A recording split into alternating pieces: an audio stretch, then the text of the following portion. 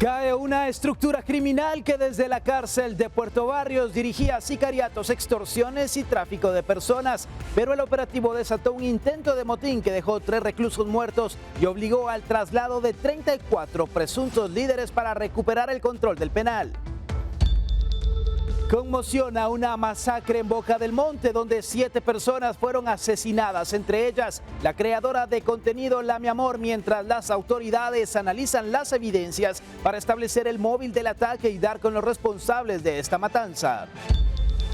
Se dispara la violencia en el país tras un fin de semana que dejó más de 26 personas muertas en ataques armados y ahora el gobierno admite que deberá replantear su estrategia de seguridad mientras busca frenar la escalada criminal. Recortes y deuda para el subsidio. El gobierno propone financiar el apoyo a los combustibles con ajustes al presupuesto, excedentes del IVA y bonos del Estado, mientras el Congreso decidirá si aprueba la medida. Sale a la luz la llamada al 911 que anticipó la muerte de la influencer Sarah Gilson, mientras las autoridades investigan un presunto homicidio-suicidio y revelan que la víctima ya había denunciado amenazas y solicitado protección contra su esposo.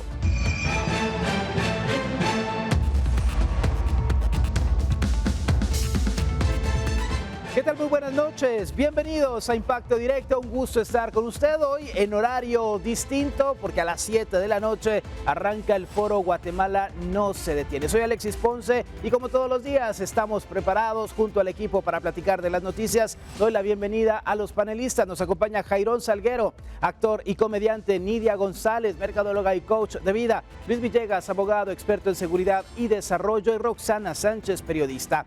Policía Nacional Civil y el sistema penitenciario han desarticulado una estructura criminal que se dedicaba a cometer hechos violentos desde Izabal hasta la zona 18 capitalina. Las autoridades trasladaron a sus líderes a otros centros de detención para evitar que continúen las coordinaciones. La Policía Nacional Civil y el sistema penitenciario trasladaron a 34 privados de libertad de la cárcel de Puerto Barrios Izabal, presuntos líderes de una estructura criminal que se dedicaba al sicariato, extorsión y tráfico de personas en el norte del país. Según las autoridades, debido a que la estructura perdió el control del centro, integrantes intentaron amotinarse, tomando como rehenes a los propios reos, lo que culminó en la muerte de 3 privados, 2 de ellos calcinados.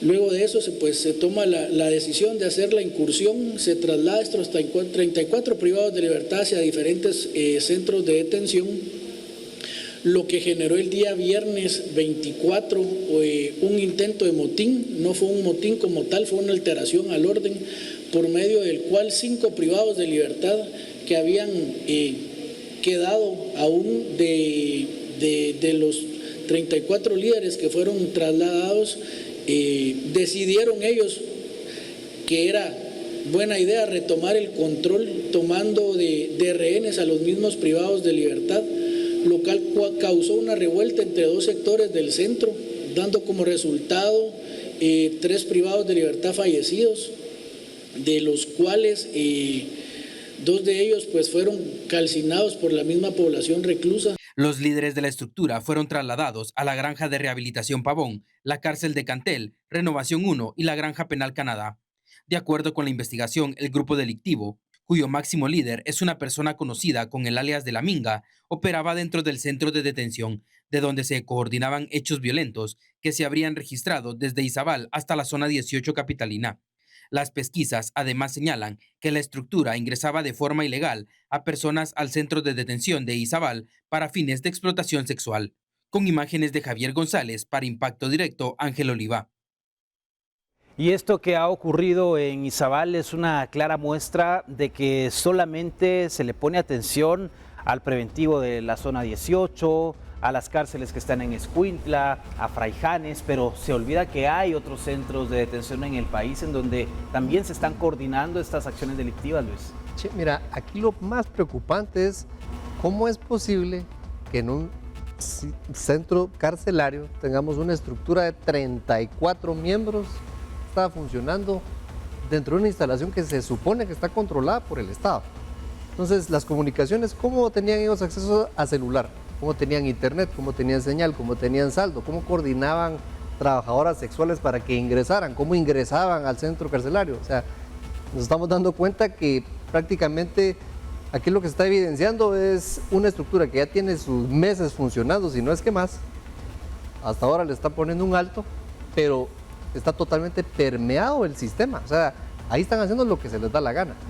Entonces necesitamos, no solo digamos, esta medida está bien, pero hay que atacar el fondo. El fondo es el sistema penitenciario, o sea, los guardias. No tienen una carrera, no tienen un sueldo digno, no tienen el anonimato que les dé alguna seguridad, no hay una instalación carcelaria que también permita mantener las distancias y digamos esas medidas de seguridad para poder interactuar con estos criminales y evitar que después sean pues extorsionados, amenazados para cumplir con sus caprichos, ¿no? Definitivo. Y esta reacción o esta medida que se toma, Roxana, tomando en cuenta todo el tiempo que han tenido las autoridades y que sea precisamente hasta ahora. Sí, porque incluso el traslado ahorita que hicieron, eso va a ser temporal, porque esta gente, como es esclava de su misma corrupción personal, a donde vayan van a volver a buscar hacer eso.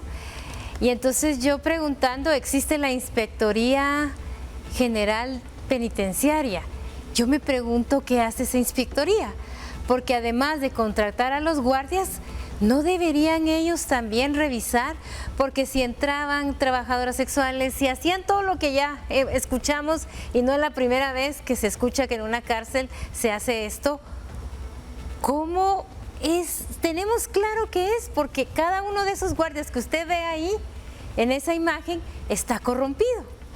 Entonces, ¿dónde está la Inspectoría General para también no solo llegar a hacer las famosas requisas, evitar un motín no, también para ver quiénes son los policías corruptos? No quiero generalizar, puede ser que hayan policías que realmente se esfuercen por cuidar a estos malvados que aunque están presos, realmente vienen a ser esclavos de su misma maldad, de su misma corrupción, y por eso repito, el traslado está buenísimo, pero me pregunto, ¿qué hace esta Inspectoría General Penitenciaria además de contratar? Al final la cabeza, que es en este caso quien dirige el Ministerio de Gobernación a cargo de las diferentes dependencias, pero Jairón, estamos hablando de que estos delincuentes que se encuentran en prisión explotaban sexualmente a otras personas, el poder que tenían, porque desde Izabal hasta Zona 18, muy bien organizados y coordinados. Hay una historia que me encanta que explica la corrupción re bien, ¿verdad? Que el muchacho aquel que en la corte pasa un cubo de hielo a todos, ¿verdad? Y va pasando el cubo de hielo, el cubo de hielo, el cubo de hielo, el cubo de hielo, y al final ya no queda ningún cubo de hielo. Y eso implica de que todos se untaron la mano, pero no hay evidencia, ¿verdad? Y igual es el sistema de corrupción de las cárceles, porque va desde el policía que está en la entrada hasta las altas jerarquías. No se olviden de que quienes le dieron poder a los presos, si no estoy mal, fue durante el gobierno de Álvaro Arzú, donde ellos empezaron a tomar el control de las cárceles. Hubo caso el difunto Byron Lima. Entonces hacen una bolita que hoy se les volvió grande, igual que la delincuencia en las calles. Si esto no lo paran en este momento, va a ser una gran bola de nieve que al final no lo van a poder controlar. Y el problema es que tampoco hay cárceles como para decir, bueno, los vamos a llevar a este lugar. Está ahí la cárcel del Triunfo en Izabal, que está el proceso de construcción, pero esto va a tomar todavía su tiempo. Sí, recordemos también que hay muchas instituciones, bueno, muchas cárceles que se quieren hacer y hay algo que no están tomando en cuenta. Están muy cerca las construyen muy cerca de poblados, ¿verdad? Y esta es una de las cosas que no se ponen a pensar. Ya tuvimos aquí hace algunos meses el reportaje de que la gente no quería que se hiciera ahí la cárcel porque precisamente representa un peligro. ¿Y cuál es ese peligro? Que ellos sí están organizados, por eso es que les llaman crimen organizado. Ellos sí están organizados, sí saben hacer muy bien todas las movidas y todas las cosas, ¿verdad? Porque imagínate tener una amplia cobertura desde Izabal hasta Zona 18, eso estamos hablando de un territorio bastante grande, ¿verdad? Y es preocupante también. Es preocupante, es indignante y sobre todo que ninguna autoridad a lo largo de este tiempo y que sea hasta ahora que se está poniendo en alerta de lo que está ocurriendo en este centro de detención. Vamos a mensajes y ya volvemos. Vivieron momentos de terror este 25 de julio cuando un ataque armado ocurrido en la zona 2 de ese lugar cobró la vida de 7 personas, entre ellas María Eugenia Reyes Morales, conocida en redes sociales como La Mi Amor. Las autoridades investigan el hecho y al momento manejan 2 hipótesis. La primera indica que el ataque estaría relacionado con las extorsiones y la segunda que podría estar vinculado a la pelea de territorio por parte de estructuras criminales para efectos del narcomenudeo. Nos ha preocupado el alto índice de homicidios que hubo sobre todo el día sábado, producto de varios hechos, pero hay 3 que sobresalen. Número 1, la muerte de 7 personas que se dio a lo interno de una casa de habitación en Vía Canales, donde se estaba celebrando una fiesta y donde entraron un grupo de sicarios a disparar y como causa pues resultaron 7 personas fallecidas. Nosotros ya estamos haciendo también las investigaciones junto con el Ministerio Público. Tenemos 2 líneas de investigación, una que nos dice de que esto puede ser producto de una extorsión y otra que queremos analizar y que queremos también determinar es si esto tiene que ver con esta guerra que existe entre 2 pandillas por el control del territorio para temas de narcomenudeo. Son hipótesis. Y María Eugenia Reyes Morales, conocida en las redes sociales como La Mi Amor, perdió la vida el sábado durante el ataque armado registrado en Boca del Monte. Tenía 58 años y había logrado gran popularidad en TikTok, donde acumulaba más de 40,000 seguidores con videos de humor y escenas cotidianas que grababa junto a su hijo, el creador de contenido, el Paco GT. Su espontaneidad y carisma la convirtieron en una figura muy querida en redes sociales, donde miles de usuarios han expresado mensajes de dolor y despedida tras conocerse su fallecimiento. Y es una situación compleja porque escuchamos las hipótesis, pero esto es lo mismo que ya traemos desde hace varios tiempos, Jairón, y al final de cuentas nunca se logra aclarar qué hay detrás de muchos de estos crímenes, no solo de esto que el fin de semana ocurrió en Boca del Monte. Lo alarmante de todo esto es de que esto ya no es delincuencia común, ¿sí? La delincuencia común, aunque es difícil de contrarrestarla, este tipo de ataques que se han dado en todo el país claramente son orquestados, son pensados, no son fortuitos. Y mientras las autoridades no hagan inteligencia verdadera para hallar los motivos, las causas y sobre todo los culpables, esta guerra va a seguir creciendo, quiero decir. Y lo malo de todo esto es que la población civil está saliendo ya afectada, pues. Ya no son solo los soldados de las maras, sino que ya es la población civil la que va a salir afectada. Y eso es alarmante. Y es grave porque los vecinos del lugar en donde ocurrió esta balacera están atemorizados por lo que pueda ocurrir. ¿Se deberían adelantar estas hipótesis que al final no dicen nada, Luis? O por lo menos para mí no dicen nada, pero no sé cómo lo ves desde tu expertise. Sí, mira, es evidente que estamos ante una guerra.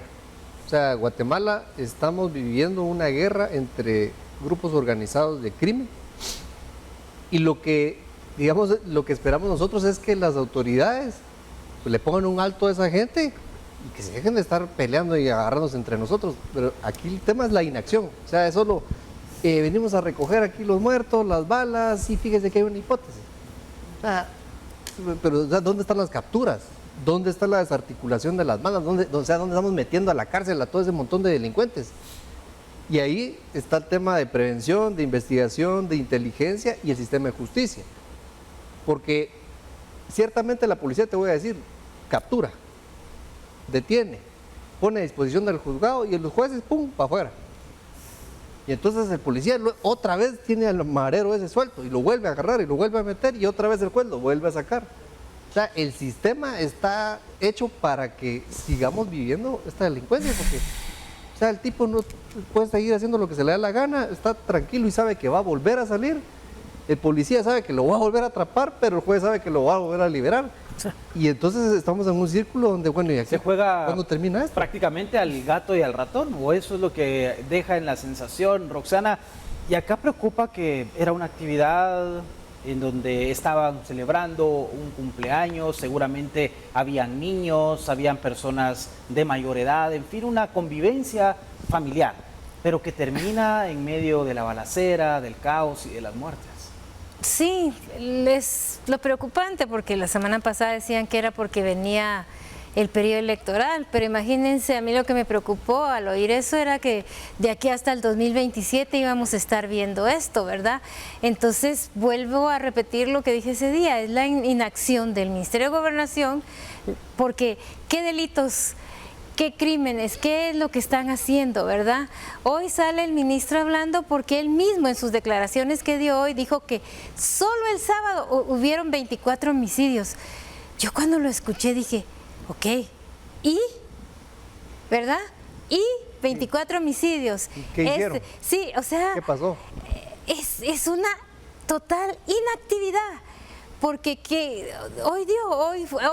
en parte de la conferencia que da el gobierno, él fue el que tuvo la participación más larga, porque la gente está con los pelos parados. Entonces, yo no puedo justificar que porque es año electoral, que porque era sábado, porque era un cumpleaños, por lo que fuera, que este tipo de crímenes sigan pasando, porque entonces yo cada vez que abra la puerta, mire un muerto, tal vez lo haga a un lado, no pase encima y avise, eso sí avise, ¿verdad? Porque el muerto a los 3 días apesta. Pero no, señor, o sea, ¿qué están haciendo? ¿A dónde conducen las investigaciones? ¿Por qué se dio este tipo de crimen? Es fácil decir, por la guerra, lo escucharon ustedes aquí, por la guerra que hay.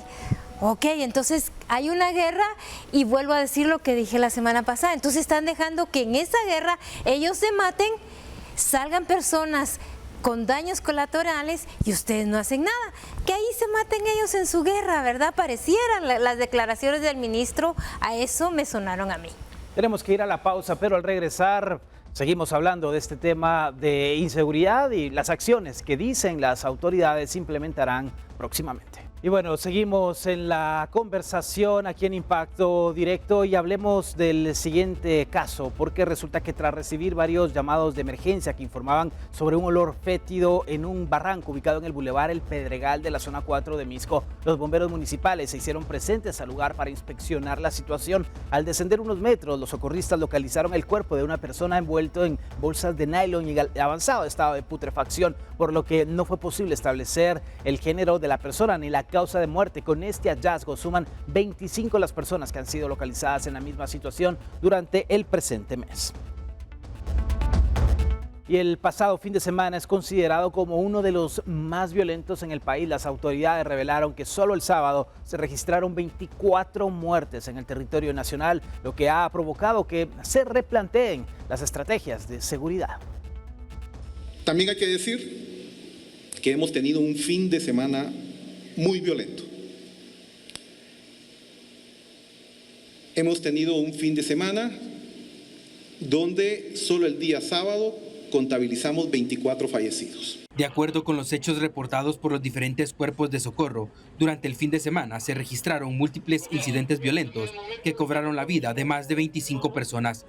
Las autoridades señalaron que solo el sábado hubo 24 muertes, 15 de estas en los hechos de Boca del Monte, Villacanales, San José Acatempa, Jutiapa y San Benito Petén. Las pesquisas preliminares indican que el ataque de San José Acatempa podría haberse tratado de una venganza, ya que las víctimas estarían relacionadas con un atentado contra una llantera.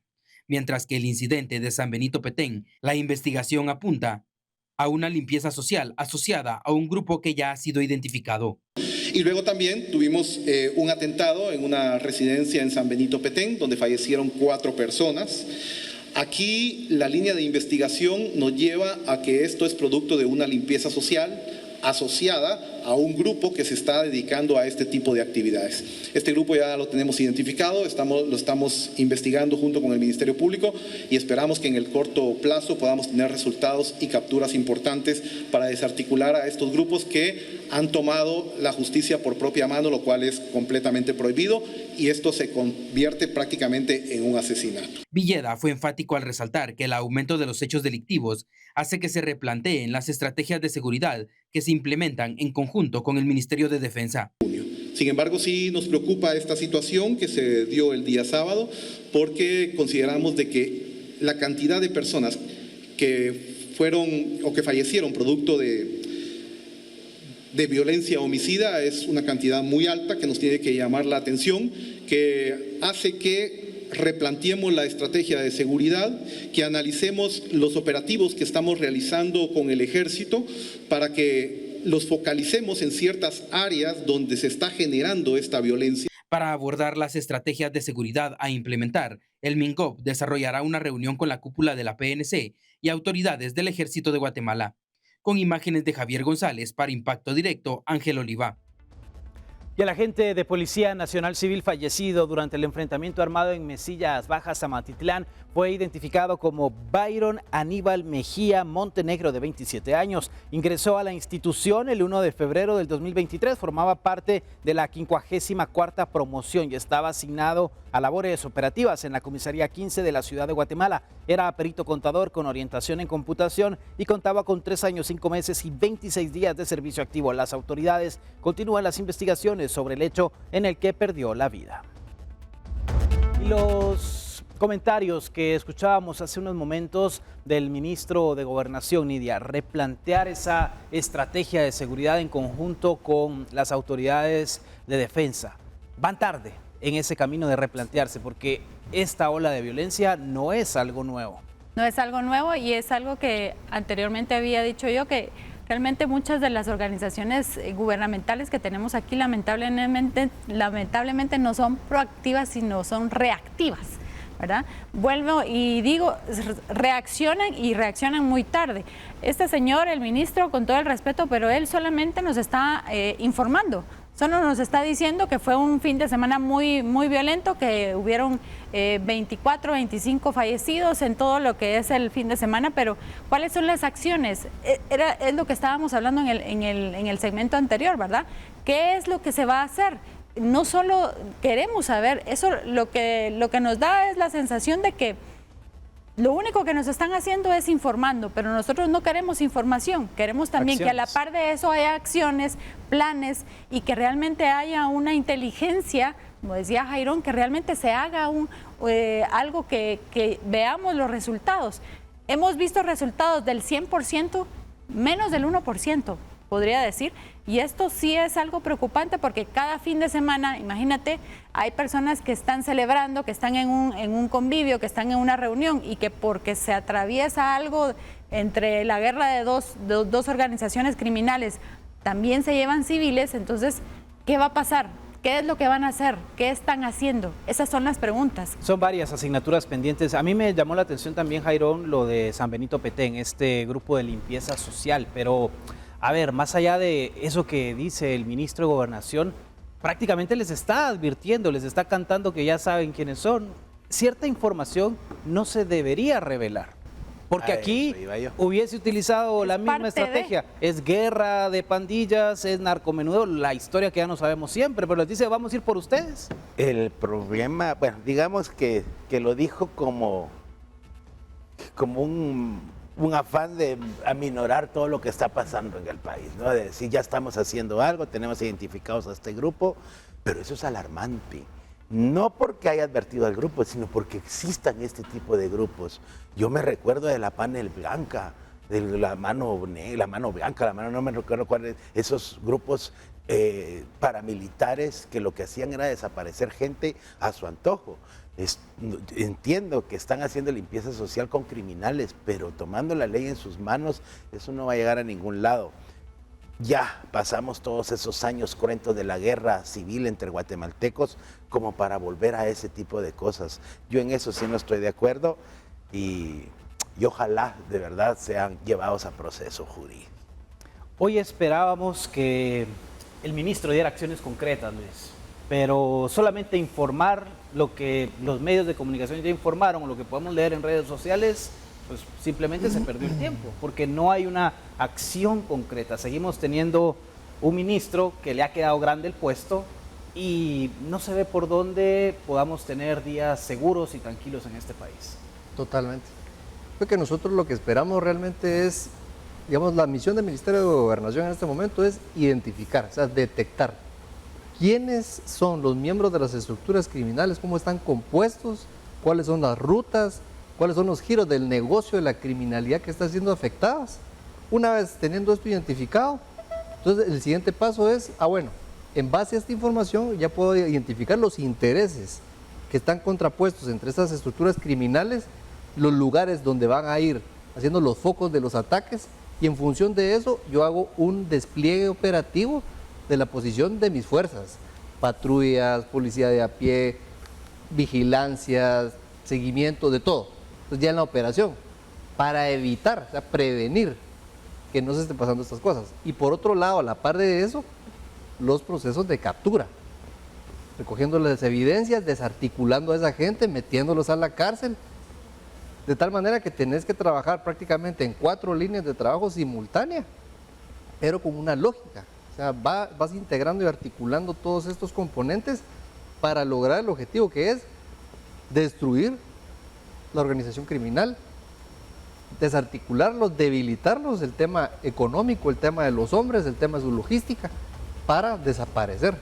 Eso es lo que esperamos realmente, o sea, ver esas acciones, pero no solo estar diciendo, mire, aquí tenemos un montón de muertos y vamos a ver qué hacemos. Sí, de verdad que da tristeza, dan ganas de salir corriendo de este país al ver la realidad de lo que hoy estamos enfrentando como ciudadanía. Volvemos después de estos meses. La iniciativa de ley 6801 propone un subsidio temporal de 12 quetzales por galón de diésel y 3 por galón de gasolina regular, con un costo máximo de 3.480 millones de quetzales para financiarlo. El proyecto plantea recortar 474 millones de quetzales del presupuesto, principalmente a los ministerios de Agricultura, Gobernación, Finanzas, Defensa, Cultura y Ambiente, además de recursos del programa ERPA. La propuesta también contempla una ampliación presupuestaria de 1.754 millones de quetzales, de los cuales 1.280 millones provendrían de excedentes del IVA, así como 258 millones en nueva deuda interna mediante bonos del Estado y la reasignación de 400 millones destinados a proyectos viales. Ahora el Congreso deberá decidir si aprueba tanto el subsidio como su esquema de financiamiento. Nosotros revisamos varias alternativas. Y ante el precio del diésel que ya supera los 45 quetzales por galón en algunas estaciones, el Ministerio de Energía y Minas asegura que la única alternativa que se mantiene sobre la mesa es un nuevo subsidio. Esta vez la propuesta incluiría un artículo para evitar que el combustible subsidiado sea trasladado a México. Nosotros revisamos varias alternativas, principalmente aquellas que fueran más enfocadas a impactar a la economía del país. Esta es la vía más rápida. Nosotros estamos trabajando en una mesa técnica instruida por el señor presidente para precisamente desarrollar los mecanismos de registro y de implementación de otros modelos, pero son muy complejos. Básicamente esta es nuestra propuesta, esperamos que pueda prosperar y es posible que pueda derivar en alguna otra propuesta dentro del propio Congreso. Estaremos atentos a su respuesta. Los temas de sanción, lo que se propone en la norma, en la ley, es que queda prohibido sacar combustible fuera de la frontera de Guatemala que tenga la ventaja del apoyo a los combustibles. Y obviamente de darse ese tema caería en un ámbito del Ministerio Público y Gobernación. Si no son capaces de garantizar la seguridad, menos de controlar si se llevan la gasolina o no del país. Bueno, y la Dirección de Atención y Asistencia al Consumidor DIACO ha presentado 42 denuncias penales ante el Ministerio Público por posibles casos de especulación en la venta de combustible. Las acciones se derivaron del monitoreo de precios realizados tras el incremento registrado en las gasolinas y el diésel. La DIACO también informó que recibió 405 quejas y sancionó a 22 gasolineras. A estas acciones se suman 15 denuncias penales presentadas por el Ministerio de Energía y Minas, también relacionadas con posibles irregularidades en la comercialización de combustibles. Las autoridades mantienen la investigación para determinar si existieron prácticas de especulación y establecer responsabilidades. Nosotros como Ministerio de Energía y Minas, a través de la Dirección General de Hidrocarburos, interpusieron 15 denuncias posterior a la fecha de cumplimiento del apoyo social, debido a que las estaciones aumentaron su precio, aún contando con inventarios con el apoyo social. Entonces esas denuncias ya están en el Ministerio Público. Luego de que se cumplió, repito, fueron 15 estaciones las que se interpusieron las denuncias correspondientes. ¿Bajo qué delito, pregunta la pregunta? Por el delito de que ellos, digamos, no está tipificado, sino que simplemente ellos elevaron el precio, aun cuando el reglamento y la ley indicaba que hasta terminar su inventario con subsidios podían colocar su precio de competencia.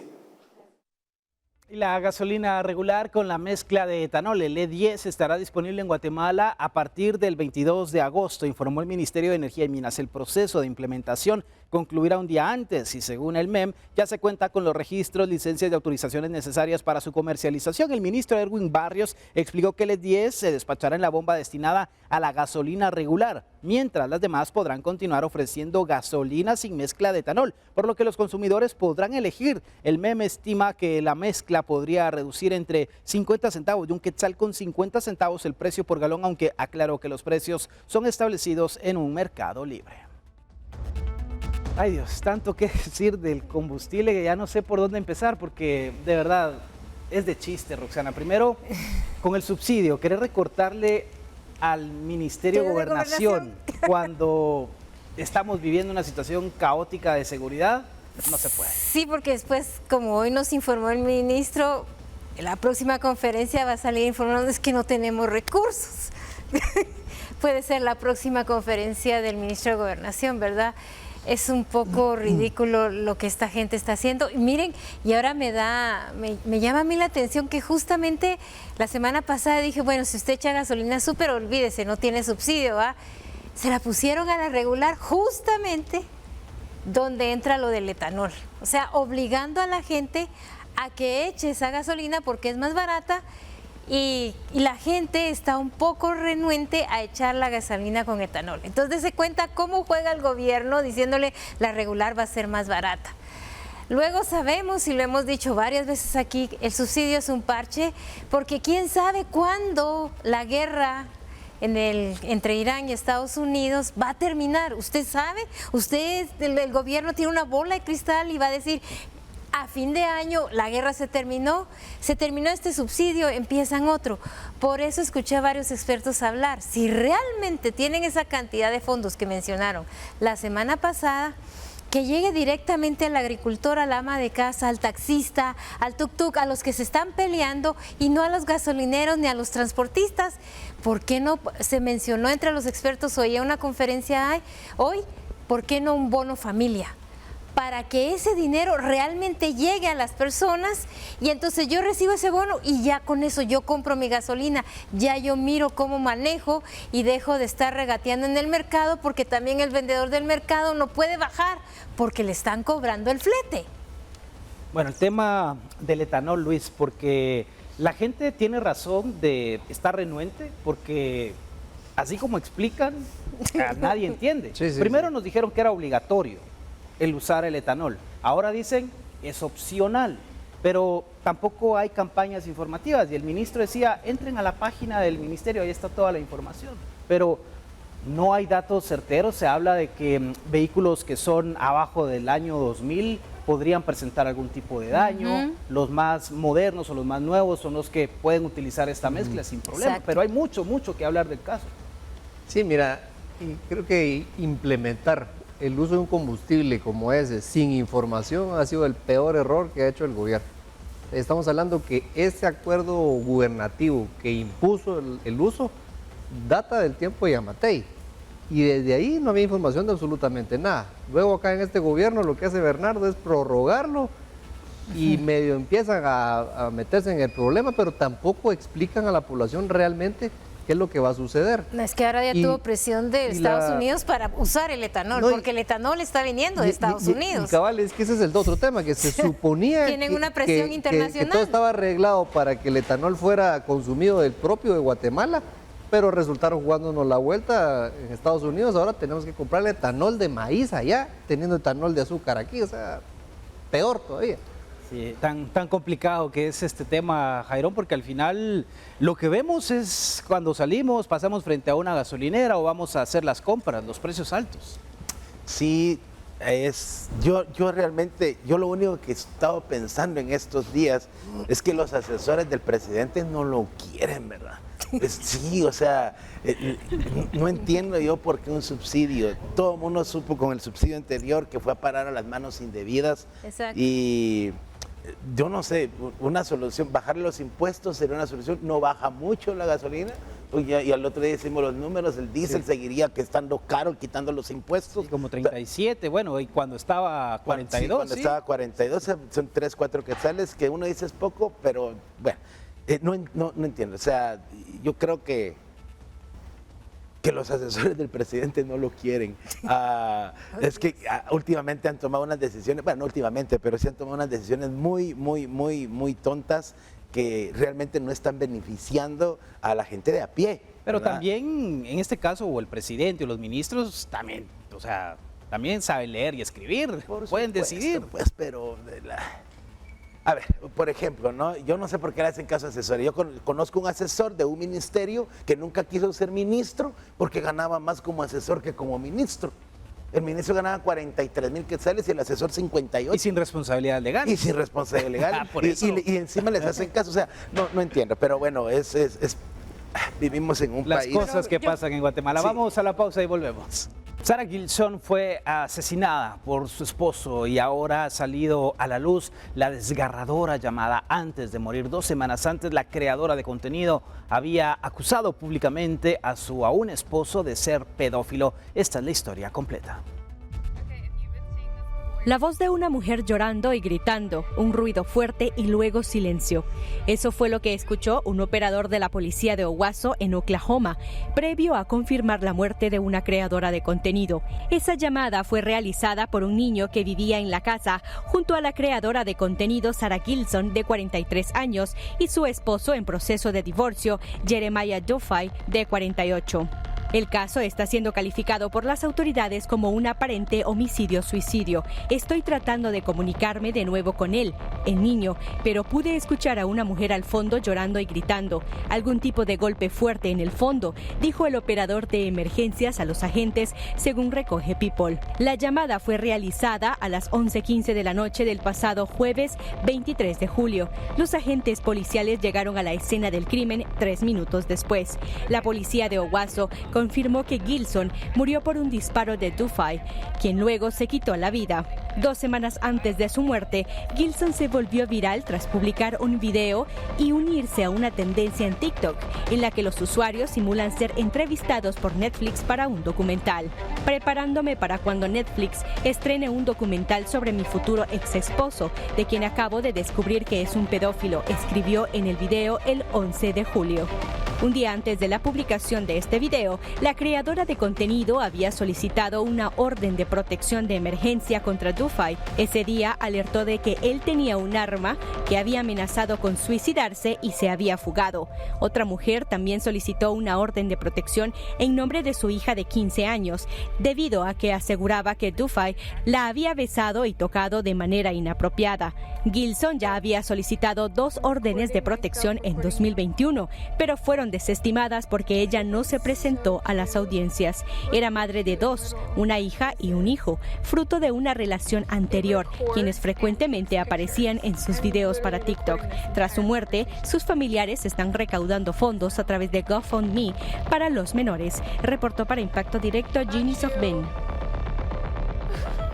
Y qué terrible historia que ha terminado de esta manera, principalmente porque había antecedentes, había llamadas, pero al final de cuentas no se le dio el seguimiento, la víctima en este caso tampoco ratificó y todo se quedó simplemente en eso, en una advertencia a las autoridades, Luis.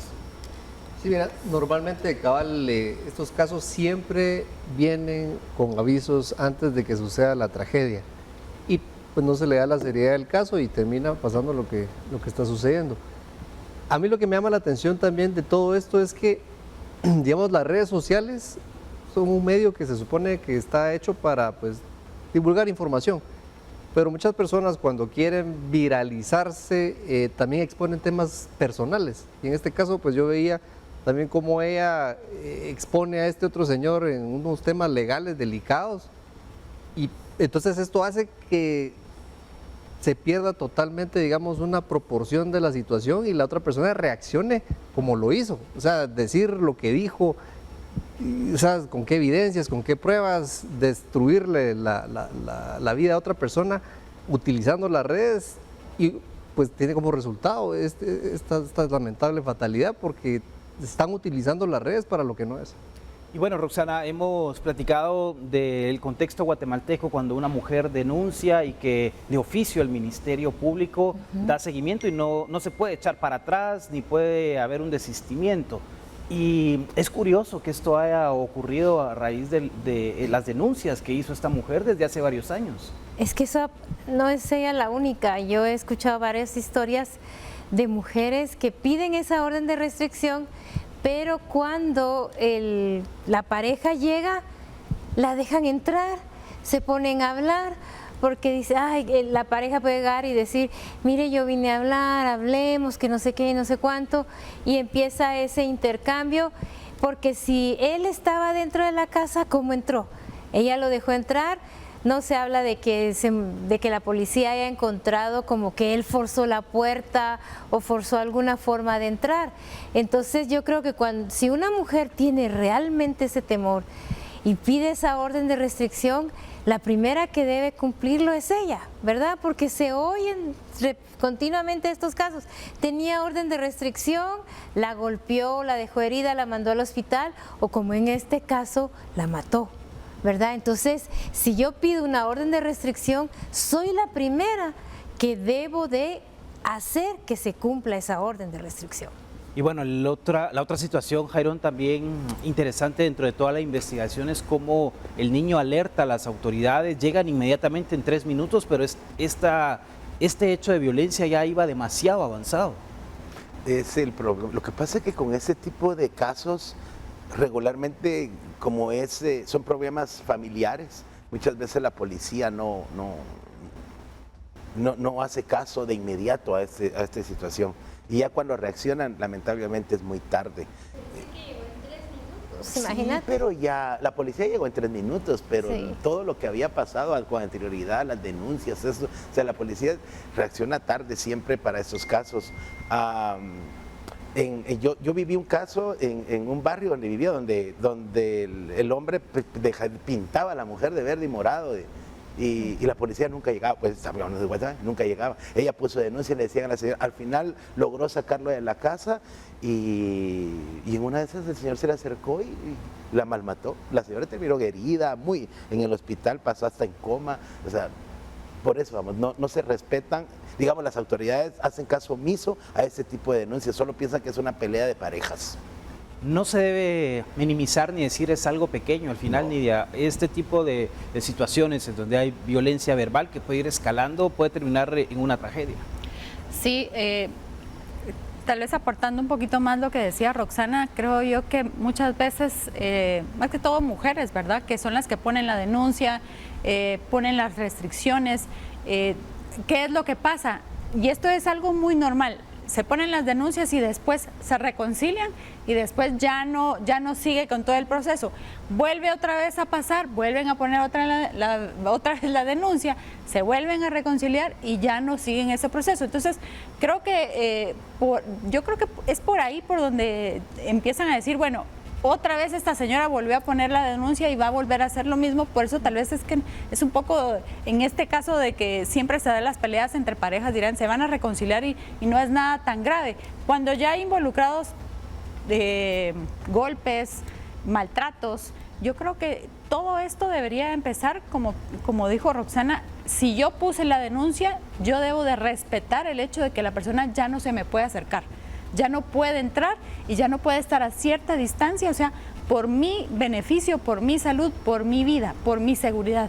Entonces, eso es lo que deberíamos de empezar a entender, que si yo pongo una denuncia, yo soy la que tengo que respetar eso, ¿verdad? Sea hombre o mujer el que haya puesto la denuncia. Y algo muy importante, sobre todo las damas que nos ven, a la primera denuncie y váyase, a la primera, porque si alguien es capaz de levantarle la mano, siendo su pareja, quiere decir que no la va a respetar nunca más. Vamos a la pausa, siga con nosotros aquí en Impacto Directo, ya regresamos. Y el Festival de Marimba País ofrecerá en su 46 edición un espectáculo en el que participarán 5 marimbas emblemáticas del país, así como otros artistas destacados. Sobre la fecha, entradas y otros detalles, en la siguiente nota se lo platicamos. Con el lema El legado vive, la 46 edición del Festival de Marimba Spice se realizará en agosto. Se trata de un festival que se ha consolidado como uno de los eventos culturales de mayor trayectoria del país, debido a su crecimiento y a la conservación de su esencia. Según la Fundación Pais, este año el festival contará con la participación de 5 agrupaciones que representan la excelencia de la marimba guatemalteca, siendo estas Marimba Chapinlandia, Marimba Ideal, Marimba Quinichajau, Marimba Estrella de Guatemala y Marimba Suspiros Chapines. El escenario también reunirá a destacados artistas que aportarán nuevas sonoridades y una energía renovada al espectáculo, entre quienes destacan William Orbo, Yajaira Tubac, Fabiola Rauda y Panchorizo. La cita será el domingo 30 de agosto y habrá 2 funciones, la primera a las 11 horas y la segunda a las 16 horas. El escenario será la Gran Sala Efraín Recinos del Centro Cultural Miguel Ángel Asturias. Sobre los precios y localidades, platea 450 quetzales, palco 450 quetzales, balcón 1 350 quetzales y balcón 2 250 quetzales. Las entradas están a la venta en la página web de eticket.gt. Con información de Kenneth Cruz, reportó Ginny Sorben. Interesante, sin lugar a dudas, escuchar las notas de este símbolo nacional y el lema de esta edición, Jairón, bastante interesante: el legado vive. El legado vive. Una de las cosas bonitas de la marimba es de que, bueno, primero nos identifica, pero yo he visto muchos jóvenes tratando de aprender a tocar marimba o ya forman parte de alguna organización, muchos jóvenes. Y es bueno que los jóvenes mantengan el espíritu de nuestra nacionalidad por medio de la música, de las teclas morenas. Hay colegios, incluso escuelas, centros educativos donde promueven aprender a tocar un instrumento y la marimba forma parte de ese repertorio. Sí, Miriam. Precisamente ese era ese comentario iba a ser de que ya hay centros educativos donde se les da este tipo de adiestramiento, se podría decir, para que aprendan a tocar la marimba. Es uno de los instrumentos nacionales que considero que tiene su dificultad, ¿verdad? Por ser del tamaño que es, pero realmente hay mucha exposición acerca de que hay muchachos jóvenes que incluso se van a hacer concursos fuera de Guatemala tocando la marimba, de aquí, más que todo de colegios que les enseñan ese arte, ¿verdad? Y qué bueno que todavía sigue, porque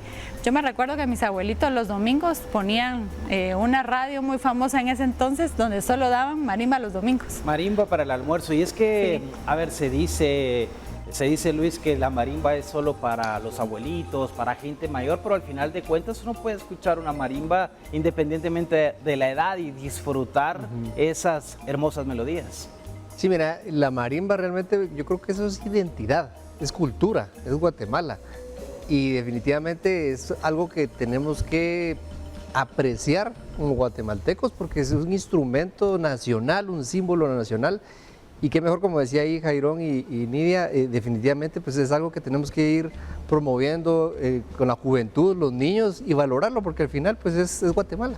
Por supuesto, y así como en otros países, Roxana valora mucho su música y es parte del emblema de lo que los identifica, también en Guatemala debe reforzarse mucho más esto, lo que la marimba significa para nosotros. Sí, yo incluso recuerdo cuando era niña que se trataba que cada escuela tuviera su propia marimba, pero es un instrumento que requiere mucho cuidado, mucha técnica y que realmente hay gente que quiere aprender, ¿verdad? Entonces sería una buena iniciativa ver qué colegios tienen, darles las clases, tener su instrumento. Y yo recuerdo, wow, fue hace muchos años que hubo un ensamble de marimbas en el Teatro Nacional y yo fui y creo que eran como unas 30 marimbas tocando y fue algo extraordinario, ¿verdad? Entonces es un instrumento que nos identifica, como han dicho aquí los compañeros, pero también es un instrumento que debe de salir más allá de nuestras fronteras, ¿verdad? Y es que hablábamos de esas anécdotas, de esos recuerdos que uno tiene, principalmente esa parte, Nidia, de los almuerzos familiares. Sí. Eso creo que a varias generaciones lo ha marcado, Sí. de sintonizar la radio. Ahora pues se puede hacer de otras maneras, pero hubo una época en donde escuchar la radio, Los poner domingos la era marimba, bien característico de eso, la gente o sea, se reunía a un almuerzo familiar, estaban los abuelos, los tíos, los primos, estaban todos, y lo más característico era de que ponían música en marimba, o sea, no, música de marimba, más sí. bien dicho. Incluso en la Entonces Radio era- Nacional todavía se permite que las personas Sí. lleguen, escuchen Ay, y se deleiten. De hecho, yo todavía, bueno, no sé qué me van a decir, pero yo todavía fui a fiestas que eran de marimba. O sea, imagínate, yo tenía más o menos como unos 12 o 13 años que me llevaron mis abuelos y tenía, o sea, había fiesta con marimba, y es re alegre, la verdad. Bailar marimba, saber marimba, escuchar marimba y disfrutarla realmente debe ser una de las cosas que no se deben dejar. Todo guatemalteco- Todo y hay- guatemalteco y hay- lo debe debemos hacer, saber bailar y marimba. las nuevas generaciones las deben de conocer también, no solo... Y hay dos tipos, ¿no? Que también son muy propios y son sonidos muy nuestros, que es la marimba pura y la marimba orquesta, que es un género propio guatemalteco y que es muy poco valorado, solo en el interior. Muy bonito. Bueno, llegamos hacia el final de Impacto Directo en este lunes. Gracias por su sintonía. Recuerden, instantes arranca el foro de Guatemala no se detiene. Mañana ya estaremos en horario regular a las 19 horas. A los panelistas que nos han acompañado: Jairón Salguero, actor y comediante; Nidia González, mercadóloga y coach de vida; Luis Villegas, abogado, experto en seguridad y desarrollo; y Roxana Sánchez, periodista. Le deseo una excelente noche. Soy Alexis Ponce. Pásela bien.